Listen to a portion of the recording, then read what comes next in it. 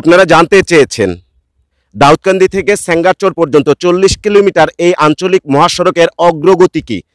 বছর আগে আমরা এই কয়রাপুর স্টিল ব্রিজ থেকে একটু দক্ষিণ পাশে যে ডিভাইডেড রাস্তাটি হয়েছে, এই ব্রিজটি যেটি আমরা দৃশ্যমান দেখেছিলাম, এখানে দাঁড়িয়ে বলেছিলাম কাজের অংশ।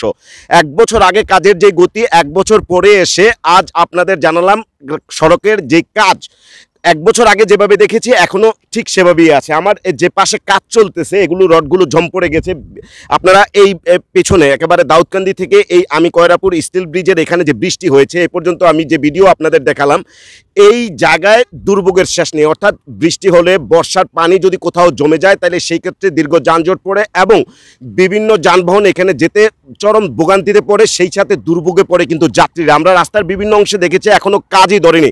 এই আঞ্চলিক মহাসড়কটি 2022 সালে 622 কোটি টাকা বরাদ্দের এই প্রকল্পটি শুরু হয়েছে। এটির মধ্যে ঠিকাদার আছে প্রায় 18 থেকে 20টি। এটি দুটি উপজেলায় বিশেষ করে মতলব উত্তর এবং দাউদকান্দি বলদা খাল থেকে শুরু হয়ে এই সড়কটি একেবারে মতলব উত্তর উপজেলার সেঙ্গারচর পৌরসভা পর্যন্ত এটি আঞ্চলিক মহাসড়ক। এটি 4 লেন বিশিষ্ট হওয়ার কথা। এই সড়কটির অগ্রগতি যেখানে আমরা দাঁড়িয়েছি আমাদের ঠিক সামনে, আমি ভিডিওতে আমরা আপনাদের দেখাচ্ছি, ঠিক সামনে এটি ডিভাইডেড হওয়ার কথা। সামনে একটি সেতু দেখেছি, যে সেতুটি রোড অনুযায়ী যেভাবে করার কথা ঠিক সেভাবে করেনি, করছে ব্যতিক্রম, অর্থাৎ সেটিও কিন্তু বাদ হয়ে গেছে। আমরা যদি একটু আস্তে আস্তে আগে আমরা যদি একটু দেখতে চাই, এই পথটি একটু আপনাদের একটু দেখাতে চাই।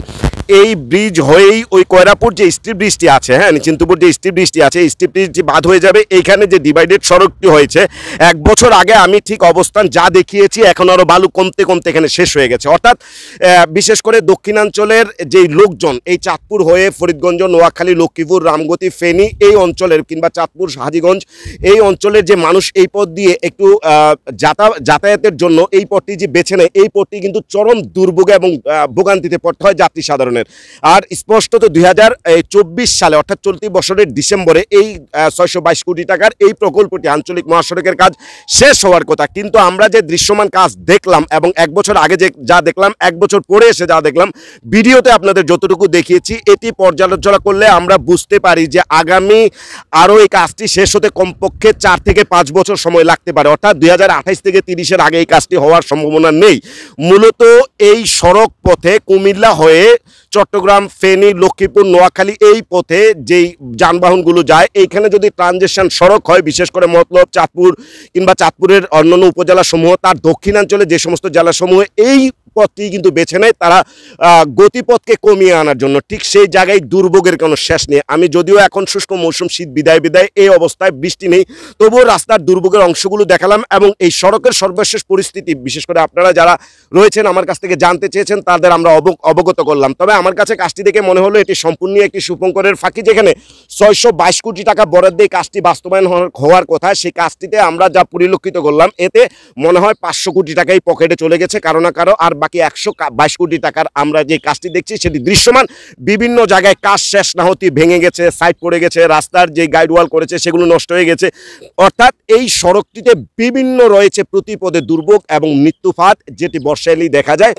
তো বিশেষ করে আমরা বলবো যে পর্যন্ত এই সড়কটির কাজ শেষ না হবে, বিশেষ করে বাড়ি যানবাহন এবং বিশেষ করে মালামাল সম্বলিত কিংবা রুগী সম্বলিত যে সমস্ত গাড়িগুলো এই পথ দিয়ে আসেন, অনুরোধ করব আপনারা এই পথটি বর্জন করার জন্য এবং কর্তৃপক্ষকে অনুরোধ করবো এই শুভঙ্করের ফাঁকি জনগণকে নিয়ে না খেলে মূলত এই যে দুর্ভোগে আছে হাজার হাজার প্রতিনিয়ত এই পথ দিয়ে যাতায়াতকারী যাত্রী সাধারণ এবং যানবাহন, তাদেরকে আপনারা এই দুর্ভোগ থেকে লাঘব করবেন কতটা দ্রুত সেটি এখন দেখার অপেক্ষা। আমরা যদি বলি মতলব থেকে যখন শুরু হয়, সেঙ্গারচর থেকে যে রাস্তাটি শুরু হয়েছে সেটির কাজও দড়িমাছ নাচুই পানি কোথাও হয়েছে, কোথাও কাজের এখনো শুরুই হয়নি। আর উপজেলা স্বাস্থ্য কমপ্লেক্সের সামনে আপনারা আলোচিত ঘটনা জানেন যে কি পরিমাণ দুর্ভোগে পড়তে হয়। সেই রাস্তাটি কিন্তু এই কয়রাপুর হয়ে গোয়ালমারি হয়ে তারপরে কিন্তু দাউদকান্দি পৌঁছেছে। তো আমরা মূলত এই সড়কের এই বেহাল দশা দীর্ঘদিন যাবৎ বলছি, যদিও কর্তৃপক্ষ কাঠের চশমা পরে আছে, তবে বিশ্বাস করি দেরি হলেও এই কাজটি খুলবে, জটলাগুলো শেষ হবে। তবে এখানে যে দুর্নীতি হয়েছে সেটি অদূরেই থেকে যাবে। হাজার হাজার কোটি টাকা এভাবে কাজের বাণিজ্যে কেউ